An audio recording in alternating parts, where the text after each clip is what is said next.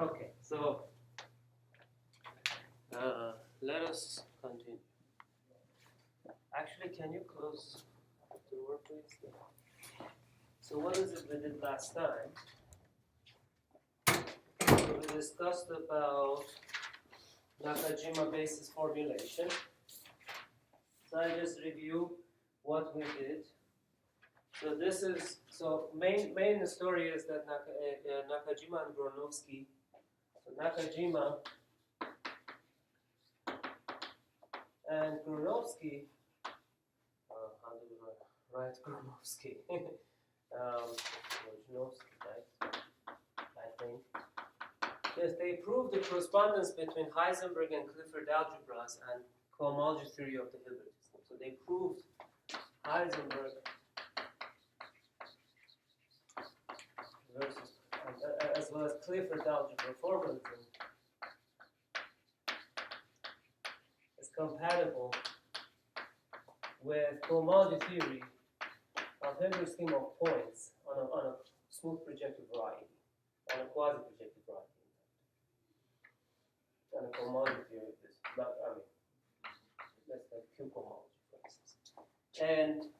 And so the idea was that if I give you something like Hilbert's scheme of endpoints, then we have these annihilation and creation operators similar to Heisenberg algebra and Clifford algebra that are defined by basically certain correspondences between the cohomology theory of basically Hilbert's scheme of endpoints and Hilbert's scheme of n plus or minus I points on that smooth projective space. And so the way we defined it is that we define these cycles inside the product of these two guys. So it's a cycle inside the direct product of co-product of things like this. And the cycle is given by the set of all pairs J1 and J2 in basically x n minus I and xn times xn such that J1 sits inside J2 sits inside J1, and these are ideal sheaf of points on that surface. And this support of the quotient J1 mod J2 is equal to some x for some x in x. So this is some sort of punctual Hilbert scheme which parameterizes clusters of points parameterized by a product of two Hilbert schemes where the points are sitting inside each other, and the support of the quotient of these two ideal sheets is actually a point in the variety. Okay, and so using this, then you can actually define these operators. So now, if you have some sort of for instance, some alpha in 4L more cohomology theory of X, rational coefficients, or some beta, same thing. And for us, these cohomology theories are going to be equivariant cohomology theories, but for now, I just say suitable cohomology theory and suitable cohomology theory, depending on the context. All right. So if you have two cohomology classes on the variety X, then you can define these cycles. Now the cycle is decorated with this integer I together with the cohomology theory of X. And this here is now some kind of a pullback of alpha with and capped with the cycle, or the cohomology class of the cycle, which I call Pi. And you could have defined this for negative i's, and this is pullback of beta, cohomology class of P minus i's. And by the way, if the integer is negative in here I'm assuming that the integer is positive. If the integer is negative, you will get the same cycle, except similar description of the same cycle. It's not the same cycle, except these will be swapped. J1 sits inside J2. And what is this pi is going to be the map from your cycle, positive or negative I, to your x, which basically sends a J1, J2, where support of J1 mod J2 is equal to x and x, sends this guy to x, to point x. All right? So we can define now these elements in the cohomology theory of your Hilbert scheme. Okay, so these are our elements, and then these can be thought of as basically correspondences, basically operators, mapping cohomology theory of this many points on the variety to this many points on the variety. This thing. This is something that removes I points, and this is something that adds I points. This is like the killing operator, annihilation operator, and this is the creation operator. And what else? Oh yeah, so this is good.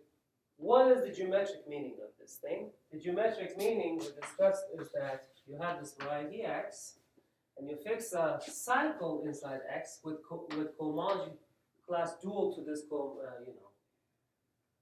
homology class, which is the dual of this cohomology class alpha, which we fix. Then inside here, you're interested in the nesting of points and n points inside n plus I points, where the quotient, the support of the quotient of J1 mod J2, this quotient has a support given by a point in x where the point lives in. So this guy is the support of J1 mod J2 or J2 mod J1 depending on the context. All right? So why is this important? Is because when you're mapping curves into the Hilbert scheme, you're mapping pointed curves with marked points. And you would like to take points in the Hilbert scheme and map the curve so that it passes through those points. That's basically given cohomologically speaking, right? So you pull back these insertions from the cohomology theory of the Hilbert scheme. That's why you will be using these kind of guys, and from these you kind of obtain cohomology cycles. So far, you should think of these P as classes. That's right. That's right. These are correspondences, but then from these you can construct classes. So it's class of that huge, exactly. Huge space. Exactly. Okay. So then you can actually think of. So then you can actually think of. Let me just say, I'm reviewing basically what we did last time. So you can think of. So these P alpha positive negative I, for instance, this maps you, is a correspondence which maps you from suitable cohomology theory of Xn to suitable cohomology theory of X, now Xn minus or plus I. These are correspondences. This way they add or they remove points. So we discussed this. And suitable here means it could be more homology or cohomology, it could be covariant cohomology, and things like that. Okay, so we discussed these things, and I computed an example. Basically, the main relation is something like this. So basically, Nakajima and Grunovsky showed that this kind of assignment of these operators on the cohomology theory of X actually satisfies the structure of Heisenberg or Clifford algebra. So they have some sort of a bracket depending on which operator I use, and they are like Heisenberg or Clifford algebra brackets. So for instance, you can see that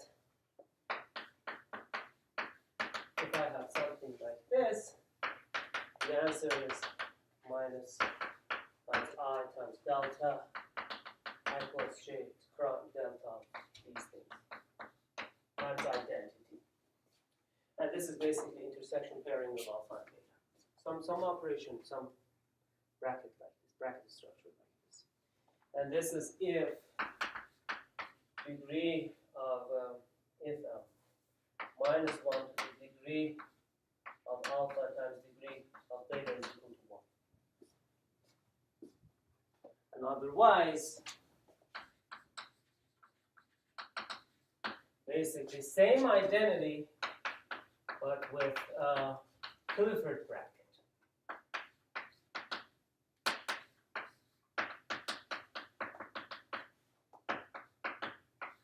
Delta alpha beta identity. That's the definition of the bracket, or Jura. Yeah, so this, it says that the Clifford bracket of these two things becomes equal to that. Okay. Otherwise. Because these P were these classes. Mm-hmm. So then you define the bracket somehow? Yes, yes. There's an yeah. Okay. There So is. there's an they act on each other. Okay, okay, That's perfect. right. Yeah. So. Yes. Sure. Yes. Probably there is some. Yes. Yeah. I mean, you kind of know how they act on each other, right? Right. You kind of know. So for instance, if I give you the surface, and if I give you 4 points on this surface, which is the example one that we did last time, something like that, and I look at the cycle dual, I mean this associated to this thing, you have the ideal sheaf of functions vanishing on that, right? So let's call that J. And then there is a J has a class inside this Hilbert scheme, right? This an element of cohomology theory of the Hilbert scheme. Then, for instance, I can just add something like P little x of minus 1 to this thing. This operator acts on this cohomology theory.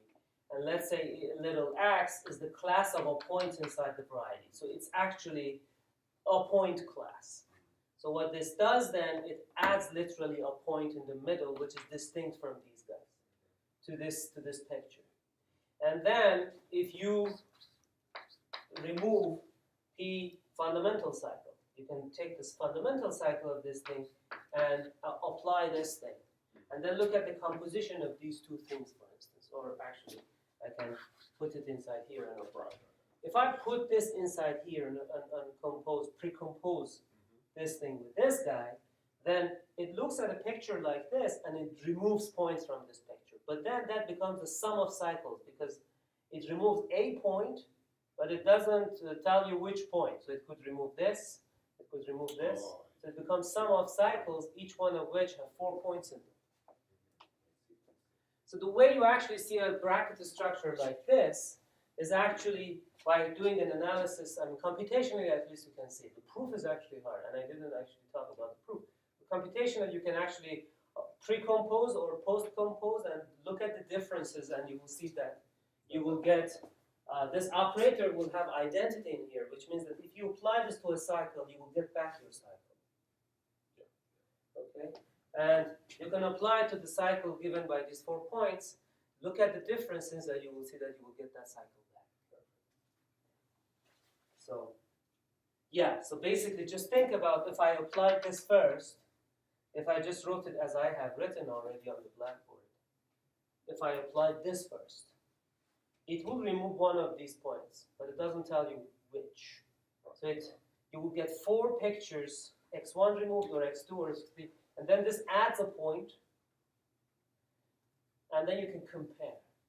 And you will see the difference of the two is basically this picture. Yeah. Which is this J itself. Yeah.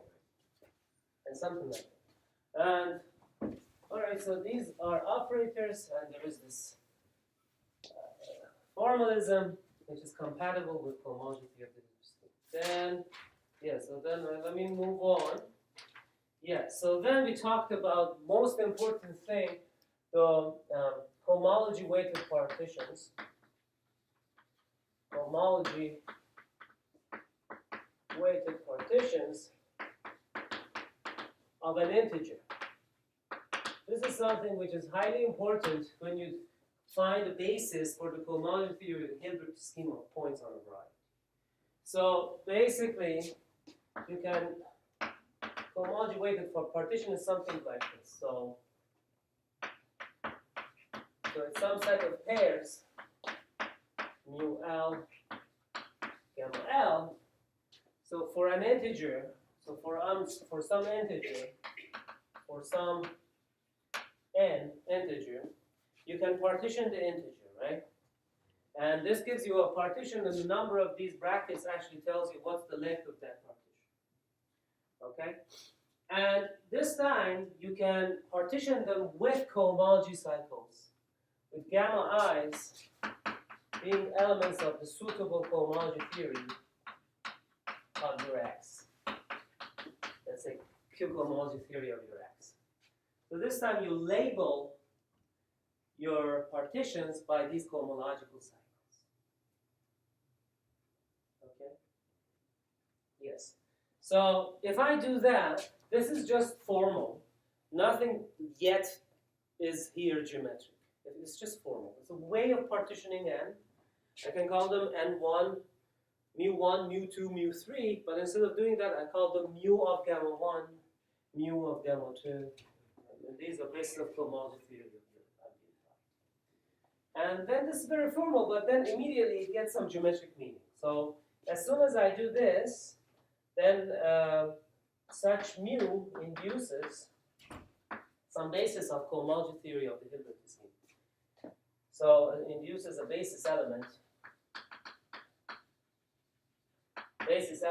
in cohomology theory of suitable cohomology. Okay. Can you just watch that thing? Sometimes it turns off automatically. Oh, okay, yeah. And let's just now it's okay. But if it did, we need to restart the camera. Gotcha. Okay. So by this formula, then you can see that there are some kind of topological classes on the Hilbert scheme of points. One of them is the following. I called it this, and basically I denoted it by kind of something like this. 1, 1 to the n minus 2. This is a certain partition. This is a certain partition. Okay. So what this means is that this D is a partition like this.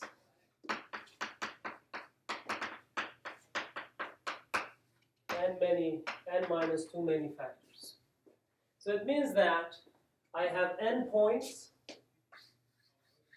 I have n points on this variety, and I'm clustering them the following way. I want 2 of them lie on top of each other, so I get the zero-dimensional scheme of length 2. And then I get n minus 2 of them just lying on these, and the cycle I'm using to weigh it is just the zero basis of degree 0 cycle in my cohomology theory class. Okay.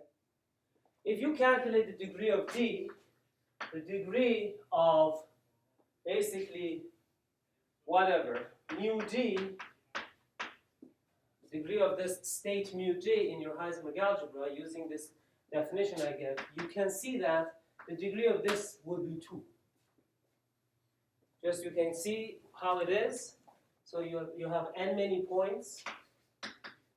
Length of this partition is n minus 1, because there are n minus 1 parentheses.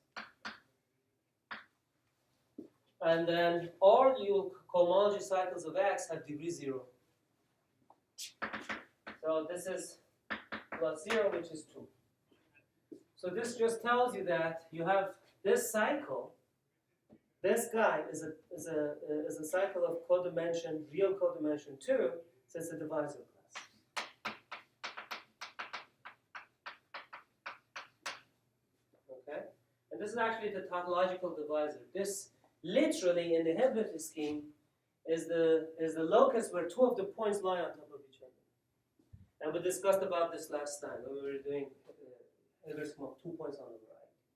And this is the locus where, in the Hilbert scheme of 2 points, where we wrote it as the second full product of x divided by the symmetric second product, and then you blow up this thing along the diagonal.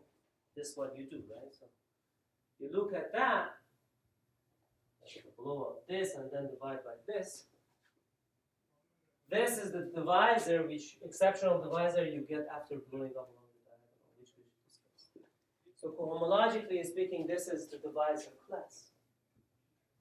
And the statement is that quantum cohomology of the Hilbert scheme is generated by quantum product with the divisor class. We want to prove that. Okay, so all of this we discussed. And now I just tell you one last thing. So then we discussed about quantum cohomology. And this is the story of counting curves inside the Hilbert scheme. And then there is something nice about functoriality of the Hilbert scheme.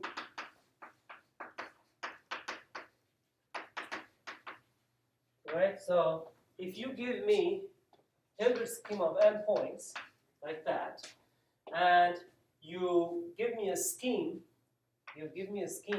U, and tell me what is the map from U to X and me. Okay? We know that this thing is associated with moduli functor. So we call this thing in three lectures ago Hilb moduli functor. So this is Hilben moduli functor. This thing is a functor which takes you from category of the schemes over the complex numbers to sets.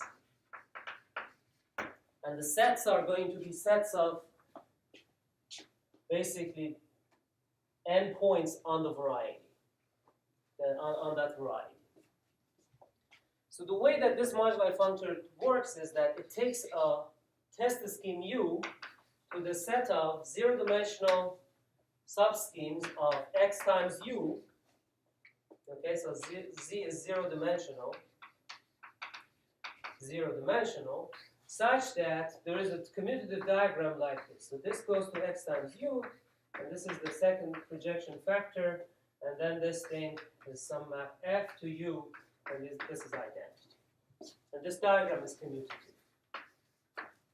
In other words, it actually means that it sends U to the U-flat family of zero-dimensional subschemes of length n equal to n on X or in X. Right? All right. So this is what naturally this functor does. It's a U-flat family. So as you can see, if you look at this universal subscheme inside here, the fiber of this thing over a point of U gives you a zero-dimensional subscheme of length n inside X for every point of U. And the idea is that as you move around on this test scheme U, the length of these subschemes will not change. And this is the flatness of this family. Okay? So this is very, very nice because it immediately tells you what happens if I take as my test scheme projective line or the rational curve and I map it to the Hilbert scheme. So somewhere there have to pose length, right? Yes, length. And that factor some yeah, okay. Length n. And with what we did last time, three sessions ago, we fixed the Hilbert polynomial, which is something that works for projective surfaces where there is a linearization, but for zero-dimensional subschemes, we can just fix the length. Because that's also given by the dimension of the polynomial ring divided by that ideal, and that we can actually calculate. Okay, so if I just map P1 into the Hilbert scheme of n points, I will immediately get a P1 flat family of zero-dimensional subschemes of X of length n. So this is realized as some subscheme Z inside P1 times X. And this is a threefold. So this is as easy as it is. This is what gives you the kind of geometry of threefolds, the correspondence between geometry of threefolds and the geometry of Hilbert's scheme of points on the surface. Okay. Now what happens if I map a pointed curve? So let's say I have a curve C, or a pointed P1. So let's say I have a P1 with a bunch of points on it. So P1 and Pn. What happens if I map this pointed curve into the Hilbert scheme of n points on this variety X, the surface X? Okay? The correspondence is that you will still get P1 and at P1 times X. So this is P1 times X. And since you're matching these points with points in the Hilbert scheme, and the matching is by matching the cohomology classes of points in the Hilbert scheme, the way this picture translates into the threefold geometry is that each one of those cohomology classes, right, they give you divisors. So you basically match it this way. So let's say I'm looking at, okay, so first of all, as soon as I'm mapping the P1 into Hilbert's scheme of n points on X, right? What happens is that if you look at, if this has length n, it means that for every point of P1, it's a length n subscheme of X. So actually, as a subscheme inside this threefold, over P1, it's a finite scheme. It's like configuration of endpoints. So in some sense, it basically tells you that this P1 in the Hilbert scheme of X of n, if translated to this picture, is realized by some n to 1 cover of P1. It's a curve of degree n, or homology class. The image of this map inside here, image of F, has a class n times class of P1. So it is some curve over P1, it is some curve like this.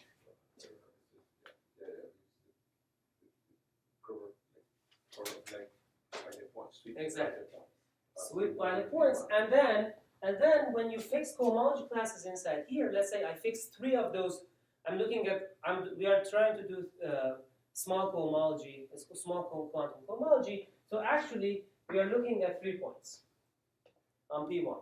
Let them be just the natural kind of canonical points of special points of P1, the 0, 1, infinity.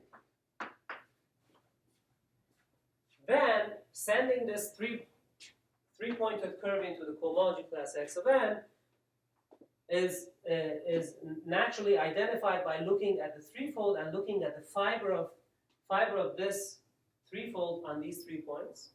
So this is, let's call it, this is P1 times X fibered over infinity. This is P1 fiber of the threefold over 1. And this is fiber of the threefold over 0. So I can call this x0, I can call this x1, and these are all isomorphic copies of my surface. Right? So then, basically, this tells you that on each one of these fibers, you're supposed to arrange zero-dimensional subschemes of length n on each one of these guys. On each one of these fibers, you should see endpoints. Well, then, it is the cohomology theory of the Hilbert scheme which tells you how to kind of cluster those endpoints. So you might get 2 in here. Let's say, I wish, maybe I like this. Maybe it was like this. You might get 4 in here, and you might get 1 in here.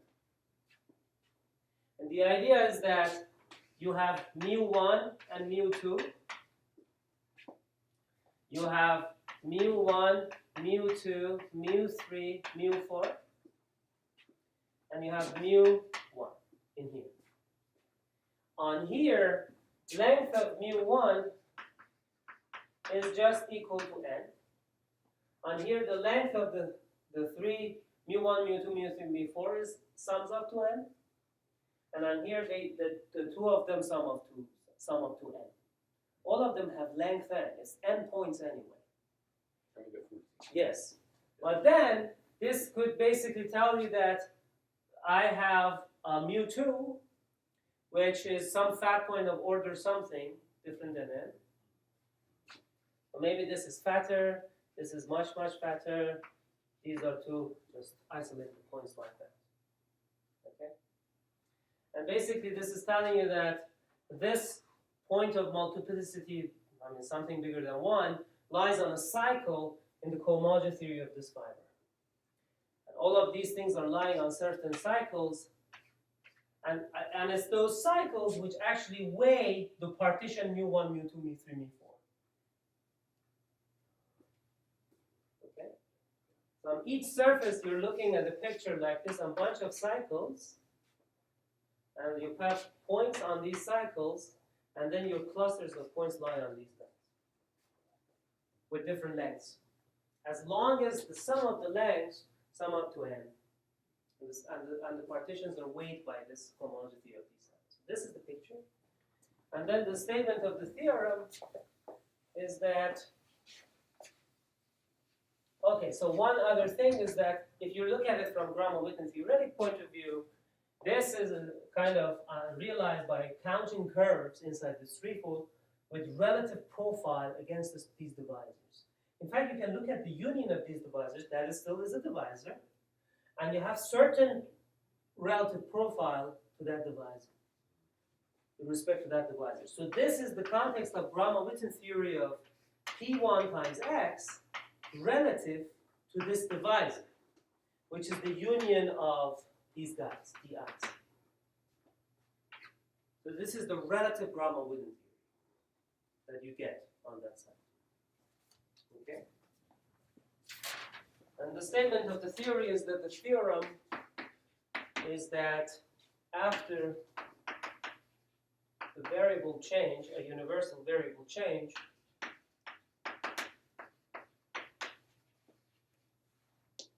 e to the iu minus q, which you have been familiar maybe with this from Donaldson-Thomas Gromov-Witten correspondence, minus I times n plus length of mu1, length of mu2, length of mu3, times the Gromov-Witten partition function of P1 times C2,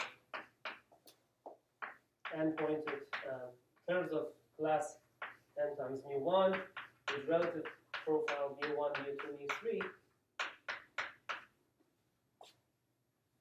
is equal to minus 1 to the n, mu1, mu2,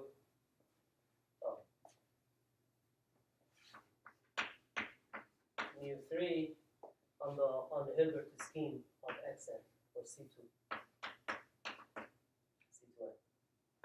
This is the small quantum product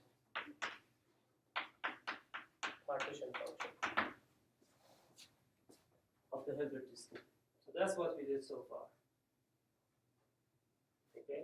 Now we have basically cohomology theory of the Hilbert scheme of points on the surface, and we can define the notion of quantum product there. And this is the small quantum partition function for these weighted partitions. I mean, these are really states. So basically, here, don't get confused. This is basically the state that I want to define this way. So this is what I mean. This is the state mu2. Because for each partition induces a basis element in cohomology theory. So these are the states. Then I can define a notion of small quantum product of these things. And it matches with this Gromov-Witten partition function. Okay. All right. Good. So we were trying to prove this, and now I will continue. So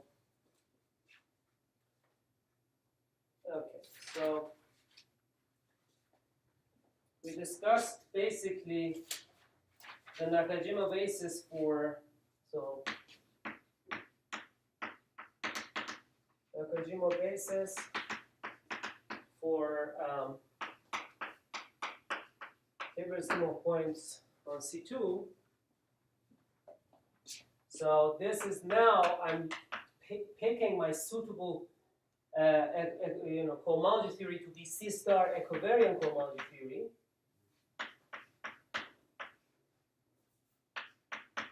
C2n with rational coefficients. And the basis of this, so the basis in here is given by state vectors mu, which are exactly as before going to be something that understands the automorphisms times the direct product of these Nakajima type operators acting on the vector vector. Okay? And here,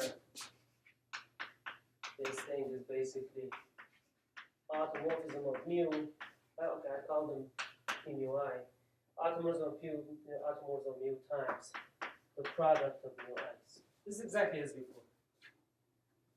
Okay? And then you asked what is the vacuum vector here. This is important. So the vacuum vector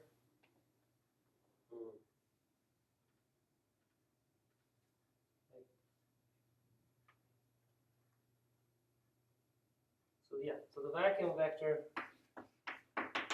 is basically the cohomology, is the identity element, is the unit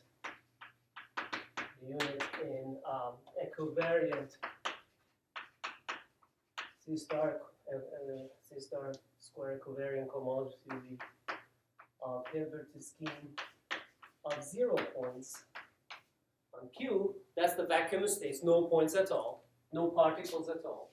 And basically this is nothing but C star square equivariant cohomology class of a point.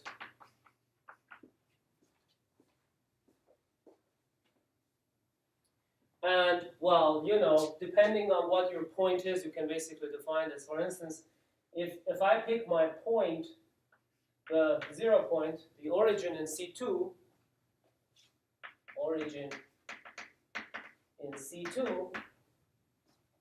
this will be nothing but the monomial that vanishes on there times class of C2 fundamental cycles.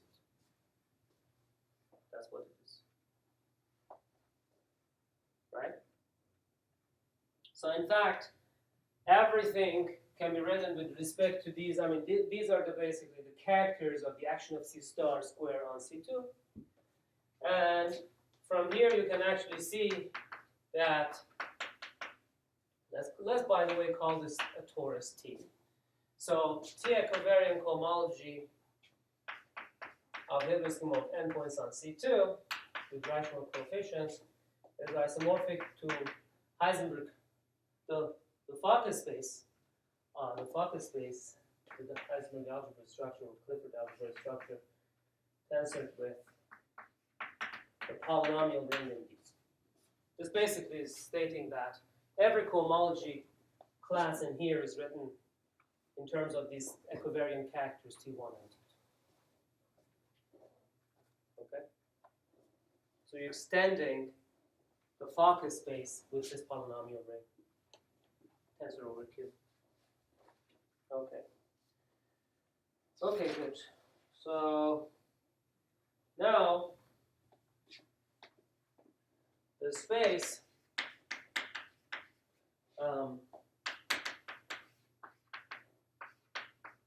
this extended Fokker space over the polynomial ring is spanned by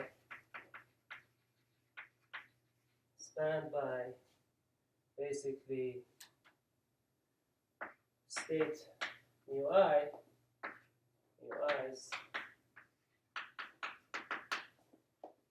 which is the product of these mu I acting on this vacuum. Except, yeah, so this. So when you weigh your partitions, this time, when you define this guy, you weigh your partition by choosing T-equivariant cohomology classes in here. And there are not many, basically, on C2. It's the origin and the class of x1 and the class of x2. Those are the divisor classes, right? Okay, maybe I can write it in here. The class of x1 equal to 0 is basically T1 and fundamental cycle of T2. The class of, this is the divisor. The class of x2 equal to 0 is T2. How's that? Okay. All right. What else?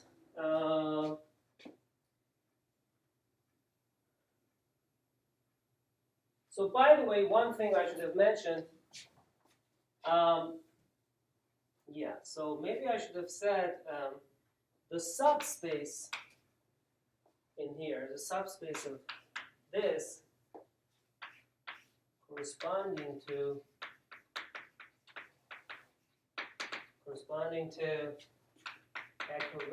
T-equivariant cohomology theory of C2, Hilbert's of endpoints on C2 is spanned by these classes. Remember that when we construct these focus space, we are adding over all Hilbert schemes, right? It's a ginormous infinite dimensional algebra. We are adding over all possible n's.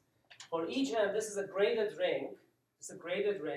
And for each n, we have these cohomology cycles mu I, which tell us about how to partition n for every variable n. So it's the subspace of this space which is spanned by these basis elements. But I didn't put it because I thought it's obvious, but it is not. This was not clear enough. This is the subspace. This guy is summing over all possible n's in here, right? Sum over all possible cohomology theories of all possible Hilbert schemes is equal to this. The subspace which corresponds to equivariant cohomology theory of C2 for one fixed n is spanned by these basis elements. And for each n, we have such a span expansion. Which is a basis. Okay. This subspace can also be realized as the n eigenspace of the energy operator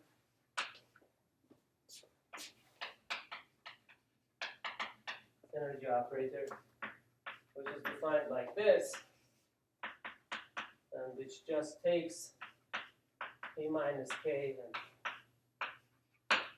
composes them with PK.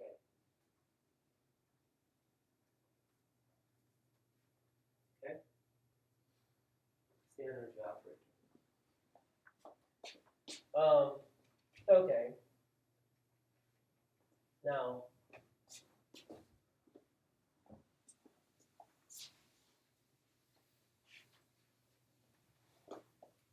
so there is some product structure now on equivariant cohomology theory. So the standard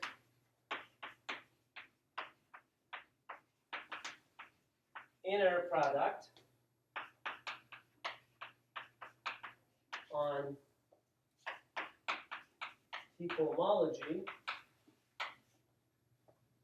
induces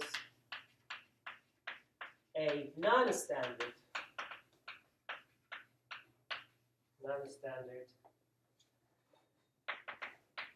inner product on focus space after an extension of the scalars. I will explain what this is. There are these states. You pick your partition of the integer n in this subspace of the focus space, which corresponds to equivariant cohomology theory of Hilbert scheme of n points, fixed n on the variety. You pick these states induced by these partitions of n, and then you have a notion of inner product on this subspace. And so these are states. They're given by things like this. And then I can define a notion of inner product of two states. So basically, I can have a notion of inner product between two states, which is basically defined this way. Minus 1 to the length of mu minus length of the partition. Just the cardinality. It's the length of the subscheme minus length of this partition. T1, T2 to the length of partition times delta mu nu divided by this element which I defined before, automorphisms.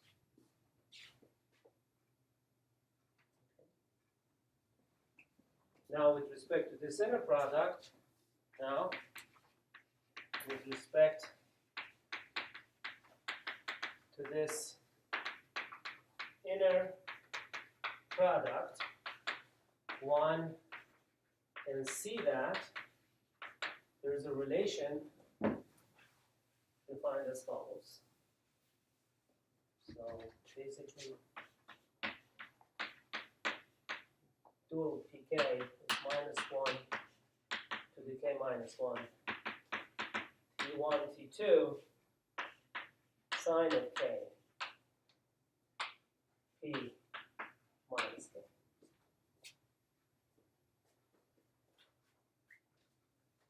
Okay. All right. So sometimes I'm being vague in here. What's going on? You have two cohomology-weighted partitions, mu and nu, for an integer n. These induce basis elements in cohomology theory of Hilbert scheme of endpoints on the variety. And those are given by the induced Nakajima operators, which I defined it by the automorphisms of those partitions. And then all of this, what it says is that when you take these things, you weigh them with equivariant cohomology classes on C2. And equivariant cohomology theory of C2 is the same as cohomology theory extended by polynomial rings and variables T1 and T2. And this feature actually tells you that the standard inner product in T equivariant cohomology becomes non-standard in the following sense. As you can see, you get some bizarre product like this. And with respect to this structure, you can see how the operators are related to each other, from positive or negative k. That's all. And these states are always given by the tuple of Nakajima operators acting on the vacuum vector. The vacuum vector is T equivariant cohomology theory of the point. Okay. So now define some operator. Define the following operator.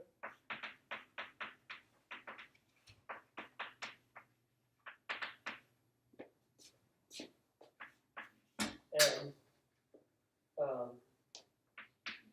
Q T1 T2 equal to T1 plus T2, k bigger than 0, k over 2, minus Q to k, plus 1 divided by minus 2Q to k, minus 1, p minus k p k, plus 1/2 sum over k and l bigger than 0 of this operator, T1, T2, alpha k plus l, or pk plus l, p minus k, p minus l, minus p minus k minus l, pk, pl.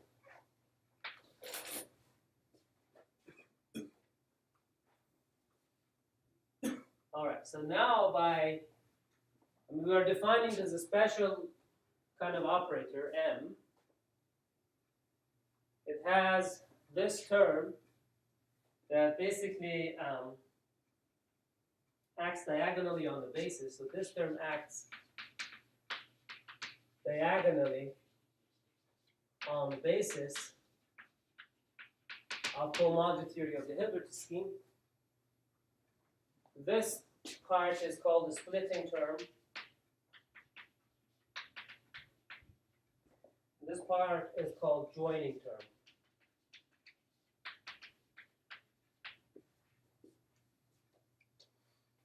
The proof that Gromov-Witten partition function matches with quantum cohomology of the Hilbert scheme of points is via taking advantage of this special operator. This is basically the Okunkov-Pannerbande proof of this correspondence for Hilbert scheme of endpoints on C2. We are following their proof, so we're just reviewing the construction. So they define this operator. Okay, it's kind of really bizarre looking, but as you can see, it involves the composition of these Nakajima type operators, but it has very nice features.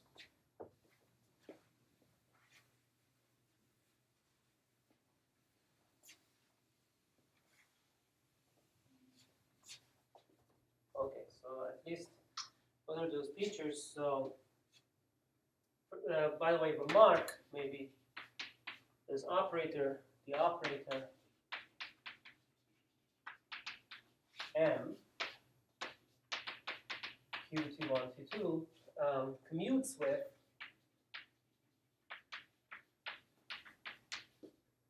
this energy operator, and in fact we can show that dual of M is equal to M.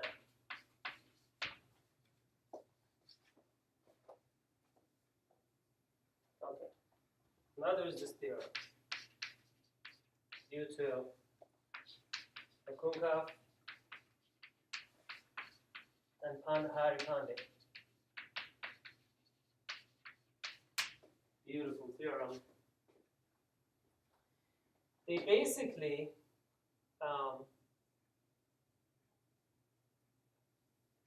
say the following.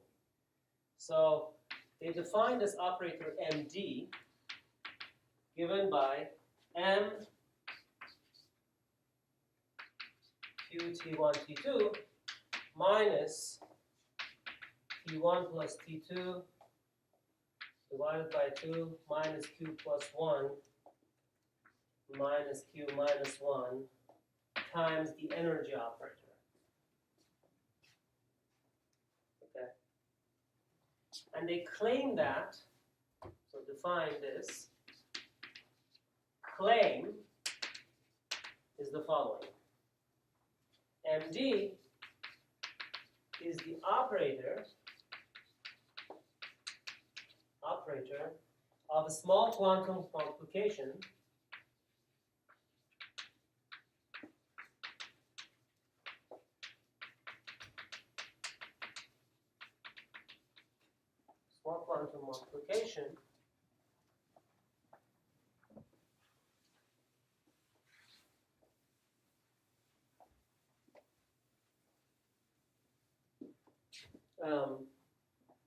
by the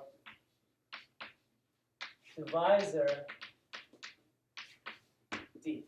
Now this is the tautological divisor in the Hilbert scheme of endpoints on this right. In T equivariant homology of the Hilbert scheme.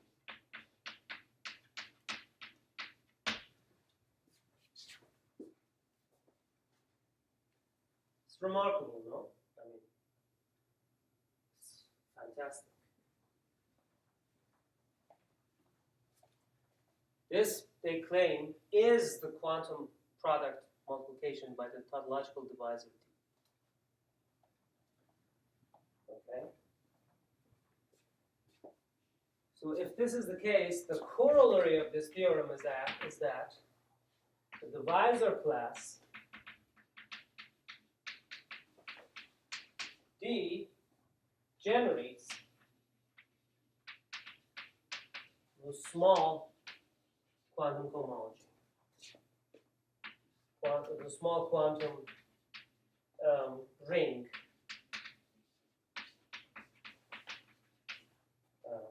or T equivariant quantum cohomology ring of C2, every system of endpoints on C2 with rational coefficients.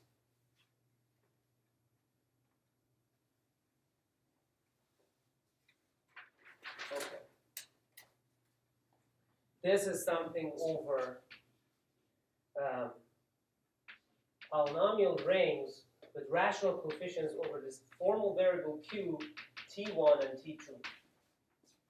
Because now our operator has this Q in it. And in fact,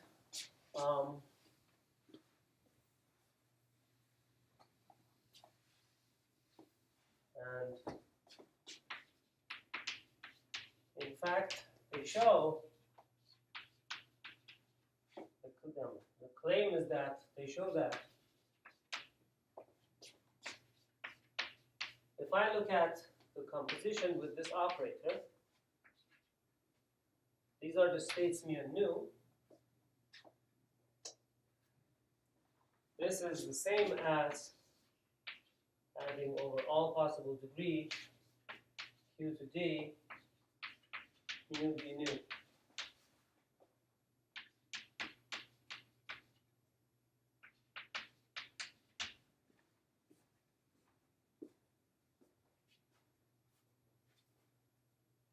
Okay, that's basically the statement.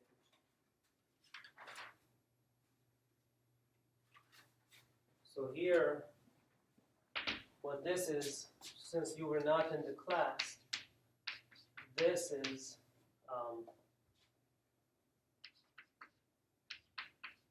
just the the three-pointed product on the. This is basically 0, 3.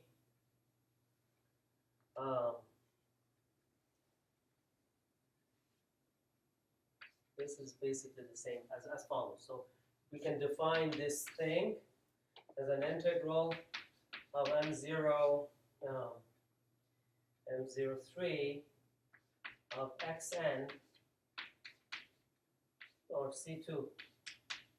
Inverse of endpoints C2 integral over this virtual class of evaluation mu star times evaluation map acting on the divisor class, evaluation 3 pullback of nu. These are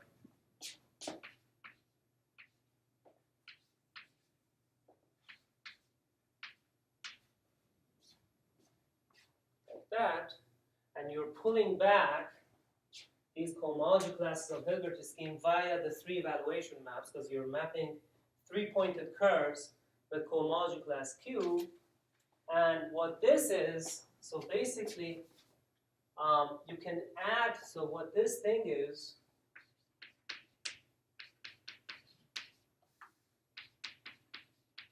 so what this means, okay, so this really means the sum over all beta of mu d mu's on this C2n with class betas times Q times d beta, Q to the d beta, where p times beta is equal to d. This is what it means. Okay, so what is this partition function? It's the partition functions of maps from P1 into the moduli space of genus 0, 3-pointed curves into the Hilbert scheme of endpoints on the C2, such that image of your P1 inside this Hilbert scheme has class beta. And this is the definition of the 3-pointed integral. you need to have 3 cohomological insertions. You pull them back by these induced cohomology classes on the Nakajima basis of Hilbert scheme. I call them mu d nu. And you take an integral. But this is defined for cohomology class beta. And then you add over all possible, to define this element in here, you add over all possible curve classes where in the Hilbert scheme, the degree of the curve is d. So in the Hilbert scheme, there is a tautological divisor, is a line bundle, and d is defined as the degree of line bundle on that curve with that cohomology class. So for each one of these guys, you add over all possible such betas, and then you can add over degrees, and this is basically our partition function, the 3-pointed function. And the statement is that, this one, basically. The statement is that this inner product of mu and the vector that you obtain by applying this operator on nu is equal to our partition function. It's very, very involved, but if you just follow it rigorously and slowly, you can see at least. If you tell me if you're now confused or something. Okay, so this is the statement of the theorem. Okay. Yes, and this operator MD has incredibly magical properties. Okay, so that's what they do. And what else? So I can go through the proof of this thing. Let's see. First of all, is there any questions so far?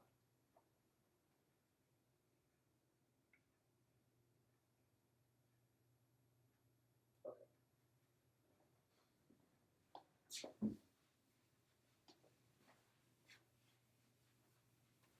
So maybe at least today, I tell you to sketch it, how the proof goes, and then next time we talk more about the proof. I'm not going to prove this in gory detail like I told you, right? So, because I mean, this is a paper they wrote. It's a beautiful paper. It's available. Everyone can go read it. But I can review what was the rough procedure. Okay, so how to do this? First of all, we need to talk about. Okay, so remark. First, remark. One can define Nakajima basis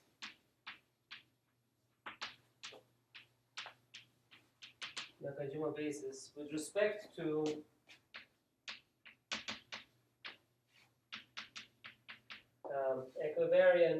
T-equivariant class of the origin, as we discussed, which was given as T1, T2 in H4 rational cohomology theory of C2. Remember that I wrote this T1, T2 times the fundamental cycle of C2. That's the class you will get in H4. And hence, then we can write our state vectors. Remember that we expanded, we constructed Nakajima basis with respect to the identity element. Now we can do it with respect to the basis element given by the class of the origin, equivariantly. Then we can see that if I apply, I can write what does this mean. So our vacuum vector is now going to be this basis element, and this cohomology weighted partition equivariantly, and it has these p gamma i's, and it's acting on the vacuum vector. So basically, this is given by T1 times T2 out of computation. You can see that this is true.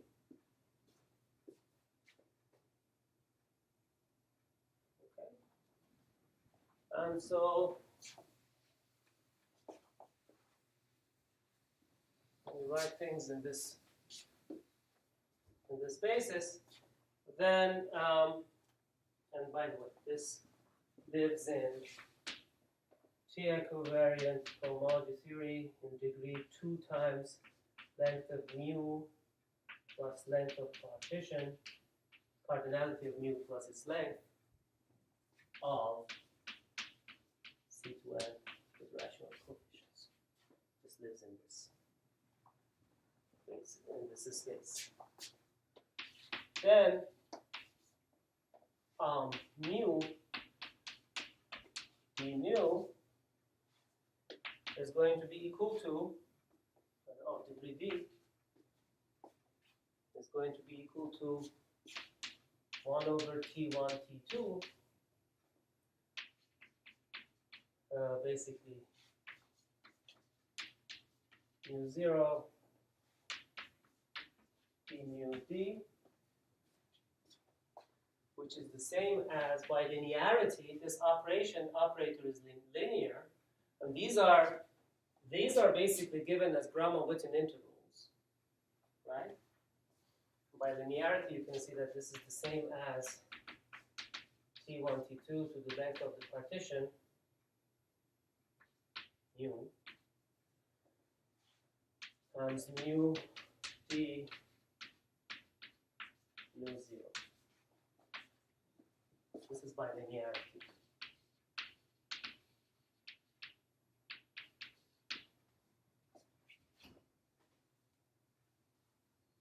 Okay.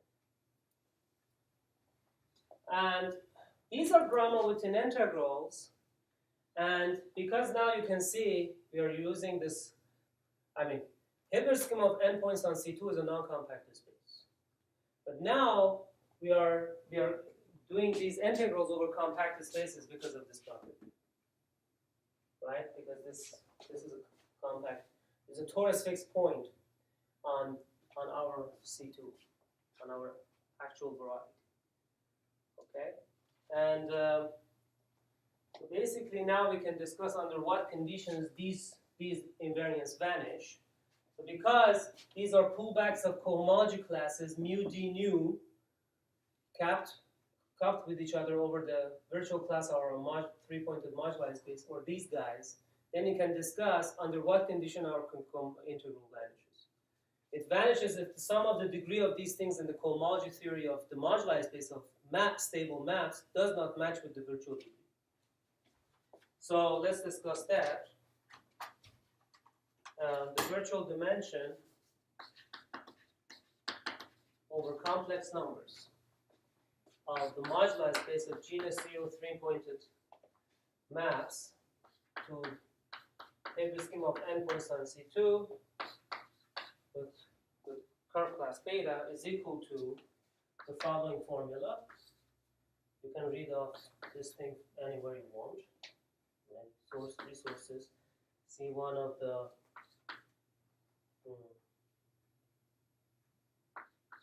C2n plus 2n minus 3 plus 3, which is equal to 2n. You can just do this calculation. This is the virtual degree of the base of integral that defines this invariant.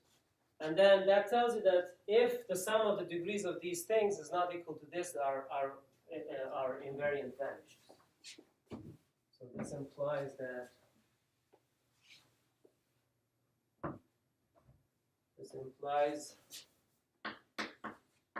this eventually implies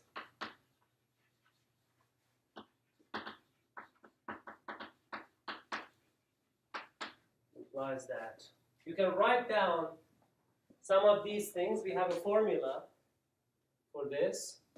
We know what is the degree of each one of these cohomology classes. I defined it before. When we were doing, but for instance, we know what this is a divisor class in cohomology theory, right? And things like that. So we can calculate degree of the sum of these cycles, and it implies the following. So this eventually implies that if length of partition mu minus length of partition nu. This we know. This is just a divisor class no matter what. We know exactly what partition this is. This is n minus 1, length n minus 1. We can put that in the formula, and we can just see that if this is bigger than 1, then our invariance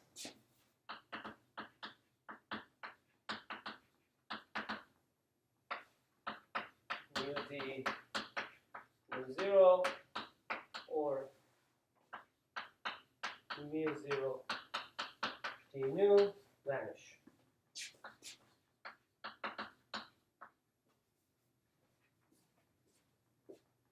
So this absolute value of the difference between these two numbers should be less than or equal to 1. Okay. All right. So okay. So we will take this into account when we do the actual computation. Okay. Another remark. This was actually a remark. So remark about the virtual degree. Any questions so far?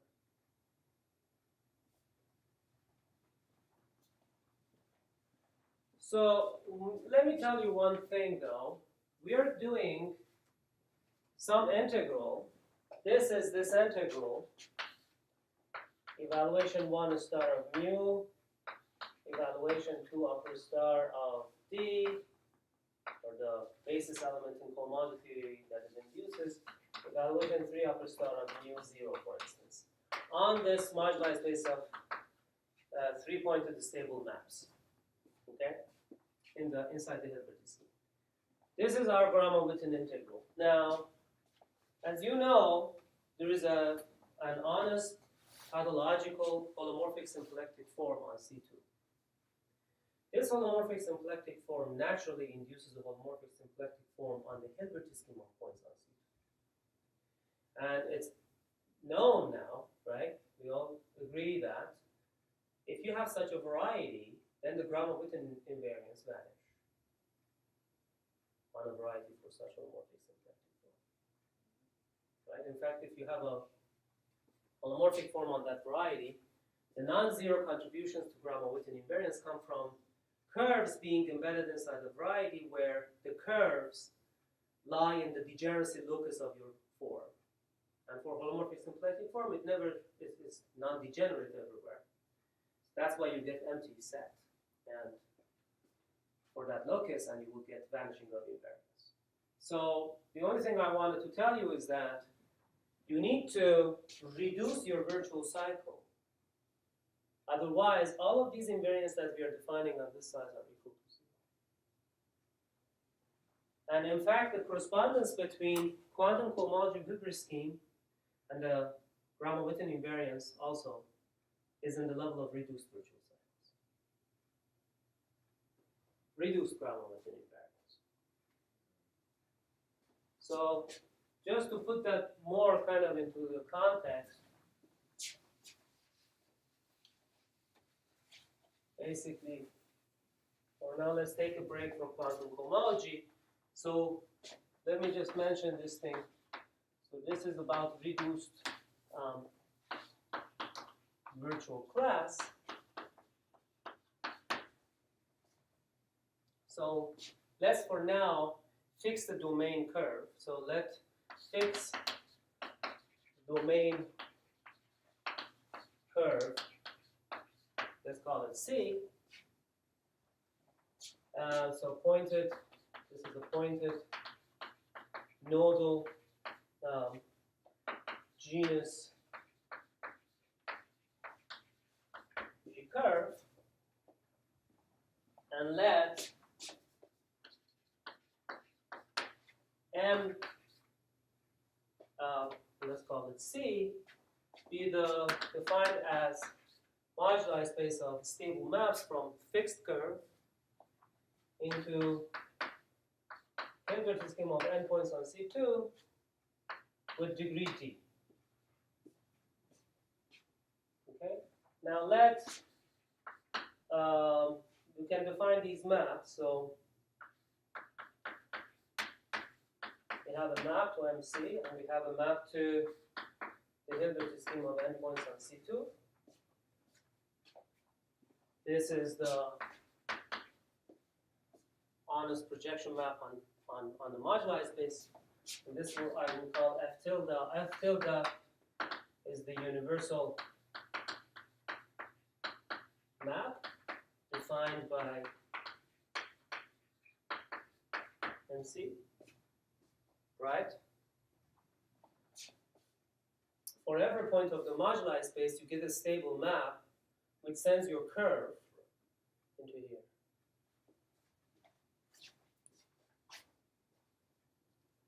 Okay, actually, let's just call this thing the universal curve. Well, yeah, let's just write it like this. Okay.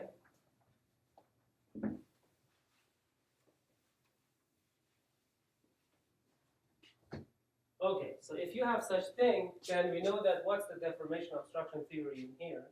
So deformation obstruction theory on MC is the following. It's R dot I tilde lower star of F tilde upper star of tangent bundle of the Hilbert scheme of endpoints on C2. If you do this, this naturally defines a map in the draft category to the cotangent complex of your moduli space. You pull back tangent bundle from here via the universal map, and then you push it forward to the moduli space. This we did last time, many sessions ago. Okay, now we know that there exists a holomorphic symplectic form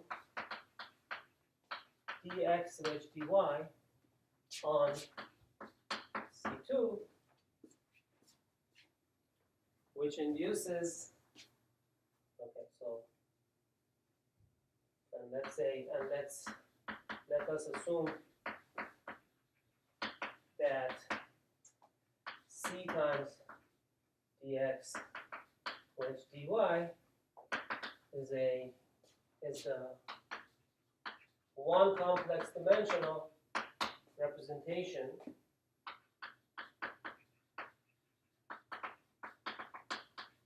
of this form with equivariant weight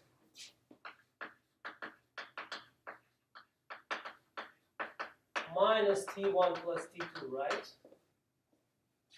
So because we know that the action of the torus C star square acts on C2 with equivariant weights T1 and T2. This is dx wedge dy. So naturally, this one complex dimensional representation of the holomorphic form, symplectic form, has equivariant weight T1 plus T2 or minus T1 plus T2. Right? Okay. This is on C2. Now this induces a holomorphic symplectic form on the Hilbert scheme. So this induces a holomorphic symplectic form, let's call it gamma, on Hilbert scheme of endpoints on C2.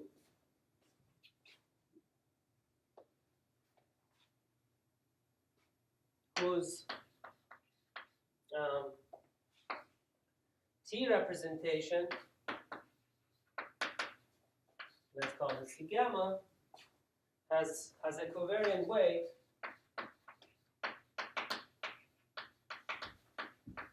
minus n times T1 plus T. Right? Okay, so there is such a map. Now we can see that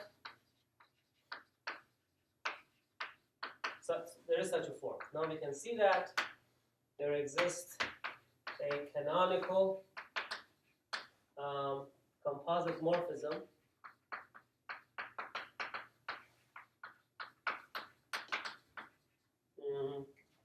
I can pull back via this universal map the cotangent bundle. It's a smoother space, it has a cotangent bundle. The cotangent bundle of the Hilbert scheme, and that naturally maps to cotangent bundle, relative cotangent bundle of pi.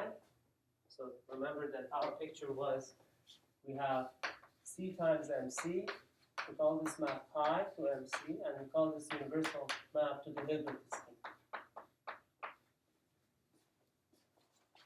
This is the canonical exact triangle of cotangent complexes or cotangent sheets. If I pull back cotangent bundle of here, it naturally gets mapped to relative cotangent bundle.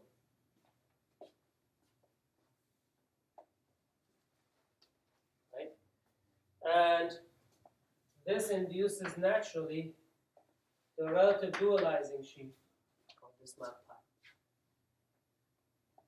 So this map we get naturally. So if I take this composite map and dualize it, so then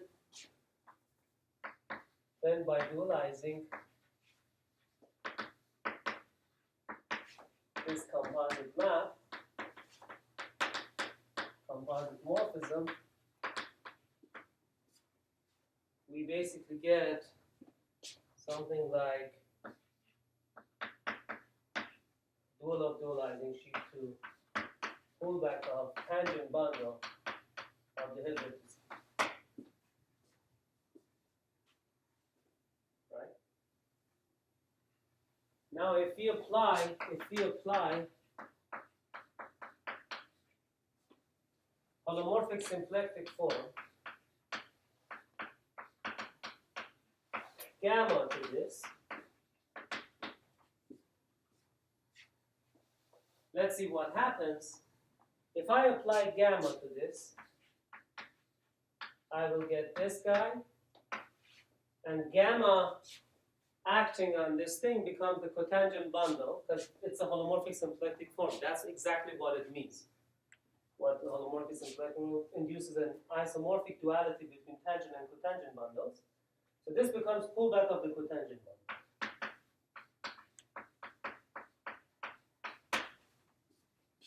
Which again, after dualizing gives us a map from pullback of tangent bundle to omega pi tensor gamma. Omega.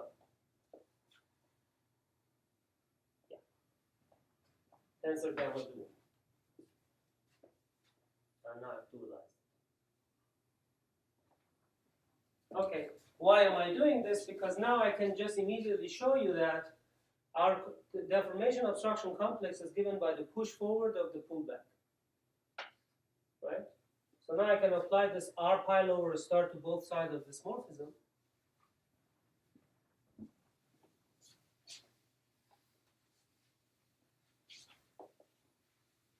So then you can see that R pi tilde lower star of the pullback of the tangent bundle is mapped to R pi tilde lower star of that object over there. Omega times C gamma. By the way, I'm applying this. I'm realizing the holomorphics. I'm always realizing these in their own T representation. I'm viewing this as an equivariant object in that equivariant algebra. Basically that. And if I dualize this, then we can see that it induces some element omega pi dual tensor this T representation of holomorphic symplectic form to R dot pi over star F star T C to N dual. What is the point? The point is that this gives you a map between two objects in the derived category. This is a morphism. This belongs to morphism in the derived category of the moduli space. I can look at this morphism and I can in fact truncate it in degrees bigger than -1. And if I do that, then you will see that this gives you an object which at most from the left side has a degree -1. And this is the dualizing sheaf of the relative map from here. So this is Hilbert's. But relative dualizing sheaf in here is the pullback of the canonical sheaf from here. And this is trivial bundle. So you can in fact see that this truncated complex, morphism between complexes, has a term given by a trivial bundle in degree -1. So this has a term given by a trivial bundle in degree -1. Why is this important is that cohomology theory of this complex induces the obstruction bundle for your moduli space, in fact. And this trivial bundle eventually will be there in the obstruction bundle of the moduli space. And when you take the Euler class of the obstruction bundle, it becomes trivial. So this naturally is the proof to see that your Gromov-Witten invariance vanishes unless you get rid of this trivial factor. Okay, so let us call this map between the truncation in here G. Okay, so that's basically what we do. So we can take cone of G. We can take the cone of G.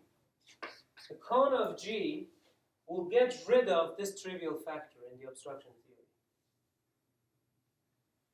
And then we can see that this naturally gets mapped to the cotangent complex of the moduli space if we take the cone. So this then will be this cone will be a two-term complex, perfect complex, sitting in degree -1 and 0. Its only difference from this complex is that this is also a two-term complex, but its only difference is that this trivial factor doesn't exist in it. And it would not have an obstruction bundle with a trivial piece inside it. So we have taken out that trivial bundle of rank 1 from our obstruction theory. So this morphism phi induces the virtual class. So this induces reduced virtual class, which I call MC, virtual reduced. But why did I take all my time to actually tell you this detail is the following. The reduced virtual cycle is obtained by taking out this space, C gamma, the T representation of the holomorphic symplectic form on your actual Hilbert scheme, pull back to your moduli space. The weight, the T weight of this thing is T1 plus T2 in equivariant cohomology. So when you're taking that out, you're changing the degree of your virtual class, the equivariant degree of your virtual class in equivariant cohomology of the moduli space. So in fact, you can see that the natural virtual class of M is equal to T1 plus T2 times reduced virtual class of M. This is highly important because it tells you that the Gromov-Witten partition function you're looking for eventually gives you a partition functions in variables T1 and T2 where the partition function is divisible by T1 plus T2. This implies divisibility of our quantum partition function by T1 plus T2. In other words, this thing would be a partition function in variable T1 plus T2, and it has positive valuation at this term T1 plus T2. This is highly important because later when we prove the theorems, this is one of the things that we will be looking for. That whether on each side of this identity, our partition functions are divisible by the factor T1 plus T2. This is how it works in the proof. This is one of the most major key parts of the proof. And it's just a consequence of the fact that when you reduce your obstruction theory, you're taking a trivial piece out which equivariantly has weight T1 plus T2. Sorry, can you say again? Why do you want to have that divisibility again? So if you construct a deformation obstruction theory for the modular specific stable maps, it will give you a virtual cycle which vanishes. Right. The reason is because we have a trivial piece inside your obstruction bundle. Equivariantly, this trivial piece is given by this T representation of the holomorphic symplectic form on the Hilbert scheme of points on the variety pulled back to the modular. This is this term. We followed how we get this term. We got this two-term complex, which maps to the cotangent complex. But we realized that there is this trivial bundle of rank 1 sitting in degree minus 1 of that complex. If we take the cone of this, remember, this is the actual deformation obstruction complex, right? Now this is telling you that there's something sitting behind it that's actually inside this thing. If I take it out, if I take the cone, it will take out this thing. It increased the degree of the virtual cycle because this thing is realized in first cohomology. So you have the virtual degree is deformations minus obstructions. You're taking something out of obstruction, so your virtual degree increases. It increases equivariantly by the weight of this guy, this T representation. The holomorphic symplectic form on honest C2 is dx times dy, dx wedge dy. Torus acts with character T1 on x and T2 on y. So holomorphic symplectic form has weight T1 plus T2. So this is just an induced holomorphic symplectic form on the Hilbert scheme. When you take this out, it tells you that the honest virtual cycle, which induces zero invariance, is related to the reduced virtual cycles by this weight. Our partition function is using this. So, but our identity was using this.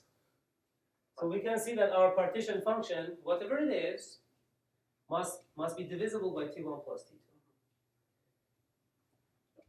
So we were trying to show this is the case. This bizarre looking operator. This matches with quantum cohomology with the divisor class. And I'm saying this part is divisible by T1 plus T2. So whatever I do on this side, I will also show that this part is divisible by T1 plus T2. Equivariantly. That's what we do. Okay, let's just stop in here because there's a nice lecture by Mauricio. So let us just stop here. Next time, I will continue rough sketch of this thing.